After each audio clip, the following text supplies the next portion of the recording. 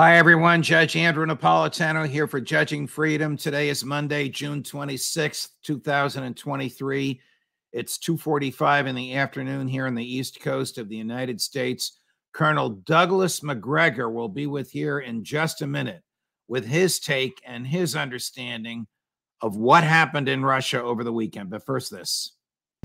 When it comes to carrying valuables or even firearms in your vehicle, most people feel they have to choose between safety and convenience.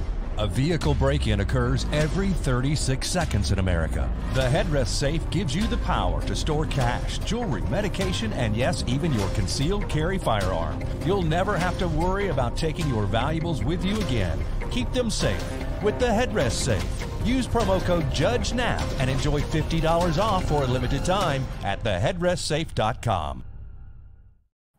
Colonel Macgregor, welcome here. Thank you for joining us. So what happened over the weekend in Russia? Big picture. Well, let's make sure we understand what did not happen.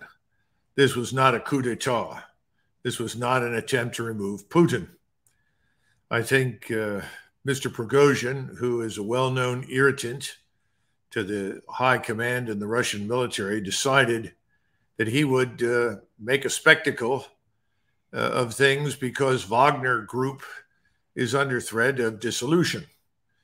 There are a number of legal issues involved, but originally Wagner was invented by the intelligence community to go overseas, to give the Russian state a certain amount of plausible deniability, but to operate primarily beyond Russia's borders.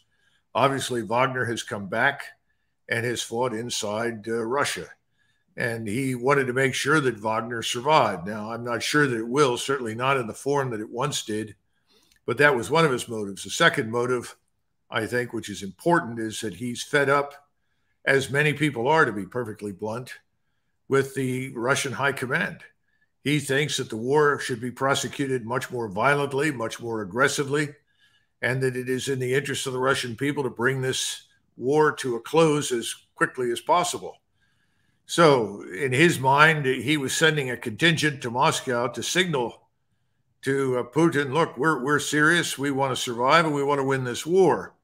I think some of the soldiers in Wagner were actually under the impression that they were going to rescue Mr. Putin. They certainly did not see themselves as removing the man at all.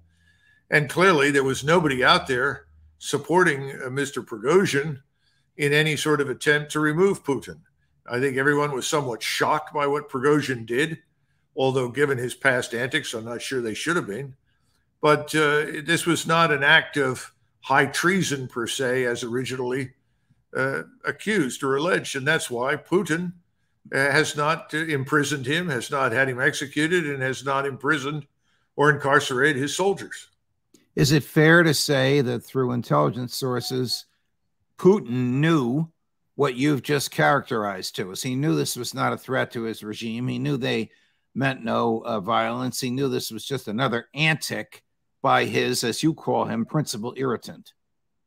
I don't know that that's the case. I think initially he was also taken aback by this action. I mean, you bring several thousand troops with you to Rostov, to the scene of the theater headquarters, and then you send a contingent north towards Moscow. It was frightening enough, or at least concerning enough, that 30,000 troops in the Moscow garrison were alerted. The Ministry of the Interior Division, along with a motorized rifle division and a tank division, they're all there, and they were prepared to act. And then ultimately we have aircraft and helicopters that were dispatched to take Wagner under fire. So I'm not sure that was clear, but it became clear to him in time. And I think one of the reasons for that was Lukashenko's willingness to intercede and speak directly to Prigozhin. And those two men have known each other for 20 years. So Lukashenko was a good choice for that. And even though, and we'll see this when I read some of Prigozhin's statements in a moment, he makes a point that no one on the ground was killed. His people took out 12 Russian helicopters and killed 20 people aboard them. Well, I don't know about the numbers of helicopters, but he did not want to shed any Russian blood. That's quite clear. And when it became clear that that might become unavoidable, he halted the whole thing. We need to understand something. This is Russia. This is not the United States. This is not the West. Prigozhin and the Wagner Group are extremely popular inside Russia. The Wagner Group is the contemporary Russian equivalent of the French Foreign Legion. Whatever these men have done in the past, like the French Foreign Legion, they have fought with distinction for the Russian state and people. They are Russian patriots. If you try to undertake any action against the French Foreign Legion, the whole French country will stand up against you. They all love the Legion. This is also true in Russia. And so Putin had to consider carefully what was really happening, and he listened. And I think Putin has demonstrated he's absolutely not Stalin, because we know what would have happened under the Soviets. He's very much like a czar. He recognizes these people are patriots, and he's taken the appropriate actions. And we'll see how it ultimately turns out. But there's no threat to Putin. Putin is firmly in control. We can talk about what he may need to do now, though, to strengthen his position. Before we get to that, and to your point about the popularity of the Wagner Group, here's a series of clips taken by the American independent video journalist who's been on this show, Patrick Lancaster. These are clips taken in Rostov-on-Don and of Mr. Prigozhin as he's leaving Rostov-on-Don in some sort of a vehicle. I'll narrate because there are subtitles. Evgeny, God help you, dear. We pray for you. Thank you. We are with you. How was the result for today? What? How was the result for today? What's next? No, the result. Oh, the result is normal. Normal. We energize them all. Good luck. Take care. Take care. What do you think about the Wagner? They are nice guys, really. Yes, we were not afraid at all. We are people of the same blood. What is the situation? Super, great, top level. No problems today? No problem. Can you tell us again? You know, there is no conflict. Everything is great. We love our president. Our president is the best one. We love Wagner and our defense minister. Wagner is the strongest assault group in the world. Was I afraid? No. What is the situation? Effing great. Really good. What are you going to do now? Work. Really? Keep working. Guys, you are great. This is also a victory. No matter who says what, we will win. So by noon, we were terrorists, and in the afternoon, we are great guys. Come on. You know yourself. All right, this is all anecdotal, but very interesting. The soldier at the end.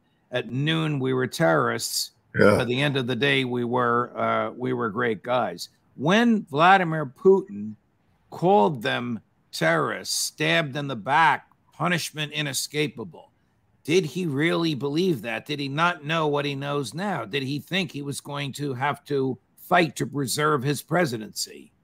I think he actually considered that that was a very real possibility. I don't think he understood the big picture, but obviously it was very quickly communicated to him. And to his credit, he was able to say, all right, well, then this is what's going to happen. And Lukashenko was, I think, instrumental in that process. How long will Prigozhin stay alive? Well, most Russians don't live much beyond 70. They drink too much vodka. And I'm sure that that probably applies to Mr. Prigozhin, but I don't see any evidence that he's in any danger of being executed to this point. And I think his Wagner Group will probably not operate in the future as it has in the past as one body, effectively as an independent corps. I think we will see bodies of 4,000 or 5,000 Wagner troops operating within the larger framework of the Russian army, though. Colonel, when Mr. Prigozhin issued those bombastic, over-the-top denunciations of the defense minister and made other statements in connection with that, you and I reviewed them a couple of times. Was he capturing the views of the Russian public impatient with the war? Was he articulating the views of his fellow oligarchs, many of whom are to the right of President Putin politically? Judge, and again, I have to speculate. Let's keep in mind one thing right up front. These are Russians. These are not Americans. These are not West Europeans. Russians are different. They think very differently than we do. So we have to keep that in mind. I think that Prigozhin, who was unquestionably concerned about the Wagner Group, is one of those people who has been very unhappy with the slow, deliberate conduct of operations. He admires and I think esteems Vladimir Putin. I think most of them do.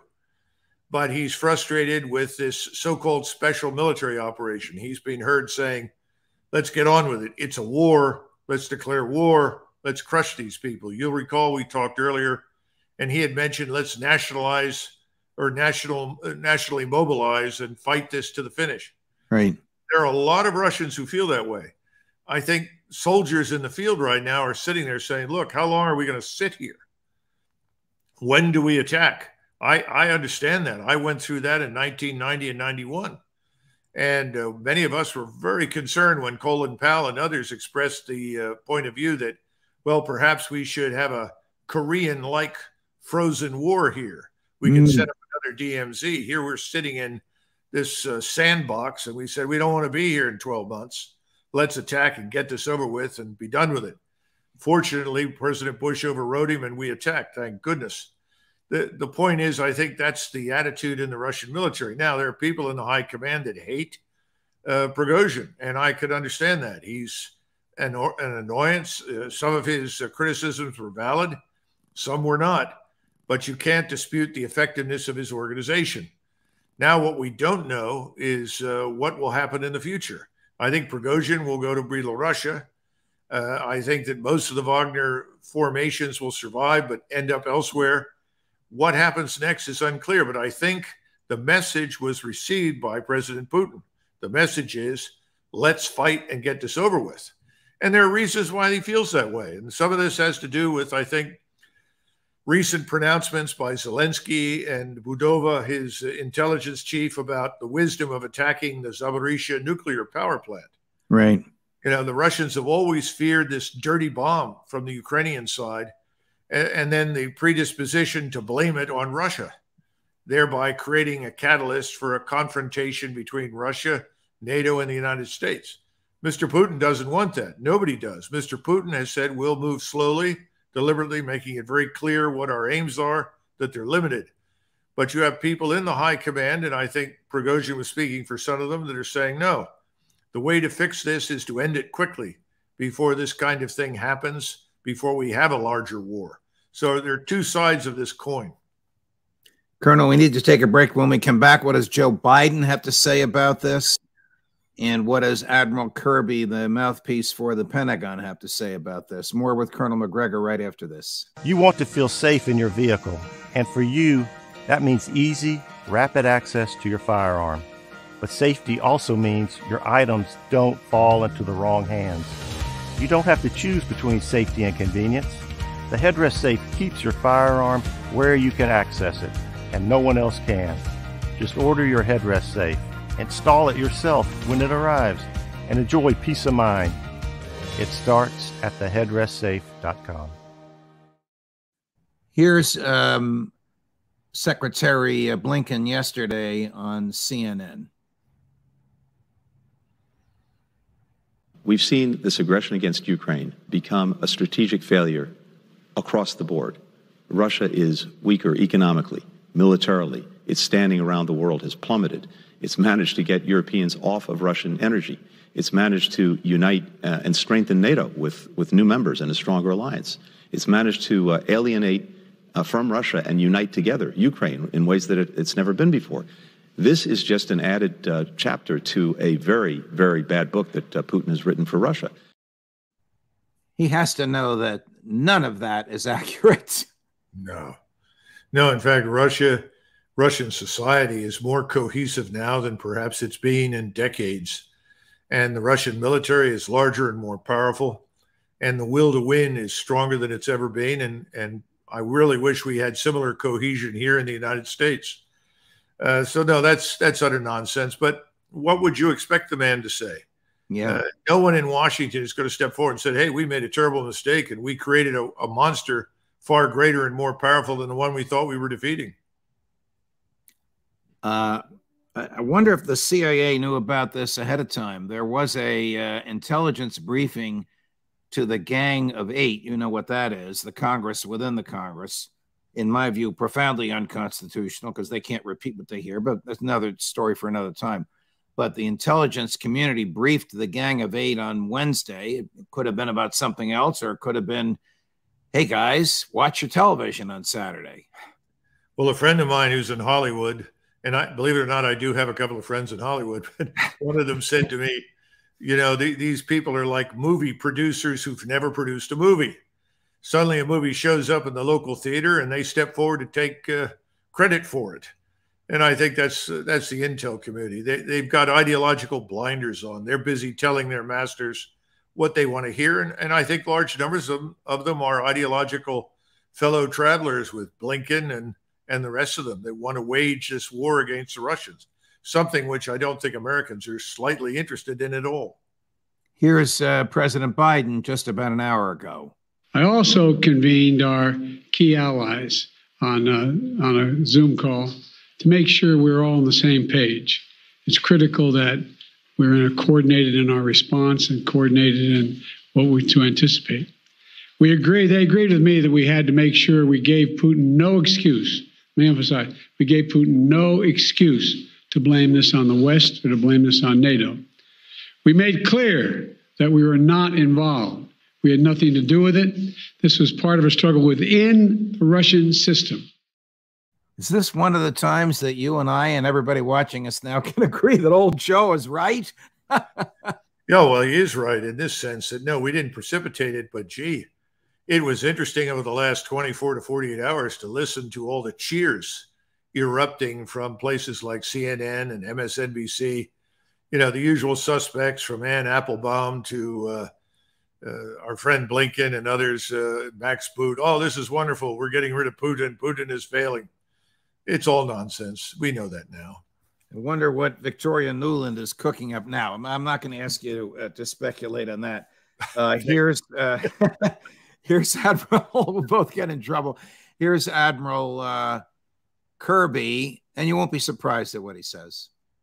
Our focus is on making sure that they have what they need to succeed, whether it's training, tools, equipment. And you're going to see another round of support announced from this administration for Ukraine in terms of weapons and capabilities this week. So we are focused on that. That's where our heads are. More weapons, more equipment that the Biden administration will announce. What do you think will become of the war? Will President Putin take seriously the lesson of Mr. Prigozhin's episode and wage the war more aggressively to get it the heck over with? Or does he want history to recognize him as patient and methodical, for which some of us have praised him in the past? Well, first, I think we may end up having another $6.2 billion mistake in the accounting system in the Pentagon so that we can send more money in the future. Since we shattered the debt ceiling, we've added $700 billion to the national sovereign debt. What a catastrophe. Yes. The first question you have to answer is, what about Germany? Germany's sliding into a depression, in my judgment. If it's not a depression, a very severe recession. I don't see any future for the German scientific industrial base or their standard of living right now, given what's happened. Macron is certainly not winning any popularity contests in France. And I don't know what the story is on Sunak. Most people are pretty disgusted and don't see much difference between him and his predecessor. So if I were sitting next to Putin, I think Putin would probably say, if we're a little patient, we may see changes in Europe, and those changes could produce peace. I'm sure that's in the back of his mind. However, he has the Russian population to think of. He may be a czar-like figure, but the Russian people want this to end, and they want a clear, unambiguous victory. I think he knows that, and I think he's going to try and do both the things that you mentioned. I'm not sure he's going to be entirely successful in doing them both, but I think he will take over all of eastern Ukraine, and I think he'll turn down on Odessa. Then I think he'll pause and wait to see what happens. But if nothing happens, we may well see another 300,000 or 400,000 troops added to the Russian military as they press further west. Are we still going to be talking about this conflagration, whether you call it a war or a special military operation, come the fall, 2, 3, 4 months from, well, 4 months from now? I wouldn't be surprised. It may not be militarily significant. In other words, the military piece of this may have been decided, but the question is, what do we do? How do we react? No one in Washington wants to step forward and say, you know, I made a mistake. You know, this was the wrong course of action. Let's do what is in the interest of the Ukrainian people as well as Europe. We need peace in Europe. There's nobody like that. Now, the good news is you've got Donald Trump, RFK Jr. These people are against the war. They have enormous support. They want to focus on what's happening at home. They want to focus on the border, restore the rule of law, all the right things. And that, I think, will ultimately win out. But in the meantime, let's wait and see. But I think we may see a far more aggressive, far more determined Russian advance than anything we've seen to date. Colonel Macgregor, always a pleasure, my dear friend. Much appreciated. Thank you so much for your time. Sure. Thank you, Judge. Of course. More as we get it. Judge Napolitano for Judging Freedom. You want to feel safe in your vehicle. With access to your firearm that's both secure and convenient, the Headrest Safe keeps your firearm where you can access it and no one else can. It starts at theheadrestsafe.com.